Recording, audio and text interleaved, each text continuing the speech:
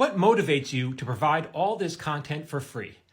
My friend, I have waited 2.5 years to answer this question. And the short answer is to build a community. Here's why. So I'm a professional TV writer, and I think people are surprised to learn that I don't write what I want to write. I write what people pay me to write, or I write what I think I could sell. But the idea of writing something just for myself that I wanted to do, that hadn't occurred to me in 20-something years. Why would I do that? I can't afford to spend 6 months on a project that I may love personally, but know that it's not going to sell. I know if I know there's not a market for it, I can't do that. This is how I keep the lights on. So this began to weigh on me, really. And one day I shared an idea with my wife, and it was a bad idea. I have been a fan of David Sedaris, the writer, for many, many years. I love that guy's writing. He could write a menu, and I'd say, this is the best menu I've ever read. I mean, really. And I thought, well, what if I did what he does? He writes true stories, about himself. What if I did my version of that? And I shared this idea with my wife. I said, this is a bad idea. And she said, why? I said, well, if I do it, it's going to take me years to write it, to do it right, to write it really well. And even then, if it's sold, I'd barely making any money. And she said, oh my God, you have to. And I was like, why? Why do I have to? She goes, because if you do, you'll find yourself. And to be honest, I did need to find myself. I was not in a good space back then. I really wasn't. All right, so I started writing this thing. Along the way, I shared this idea with my friend John Altshuler, who is the co-creator of Silicon Valley, showrunner of King of the Hill, and he co-wrote Blades of Glory.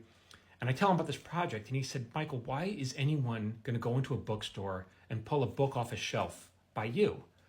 And he was right, because even though I'm known in TV writing circles as, a decent comedy writer, I hope, in the world of publishing, I'm nobody. No one's going to pull that book off a shelf. So I had to start building a community. And the way you do that is you go on here and you give, and you give and give and give, and you don't even ask. You just keep giving, right? Until now, finally, 2.5 years later, I'm ready to ask. So here it is. My book drops today. It's called The Paper Orchestra. It's a collection of true stories, but they're fictionalized to make it sound, more entertaining and more engaging. And while I certainly don't expect anyone to come out and buy it, I hope my community comes out and helps support me. And if they do, I'll continue to promote my book, but I'm always going to promote it in a way that I'm educating you, showing you behind the scenes. Look, this is how I did it. This is how I hope you can do it too. Because I've been advocating, you guys make a community, make a community first. Just do it first. Stop asking for permission. And so if this works, well, then good. There's hope for all of us. If it doesn't, uh-oh.